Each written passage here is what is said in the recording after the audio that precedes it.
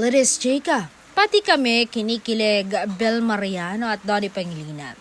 Aktor na si Donnie Pangilinan brings kilig to fans as he talks about the story behind his song Love Song, which he wrote as a gift for his girlfriend Bel Mariano. Saad niya, these songs are yours, not really mine anymore, but the love song, pagbigyan na natin si Bel, kanya yon, kanya talaga yun he said. And sinulat ko talaga yon para sa kasal namin.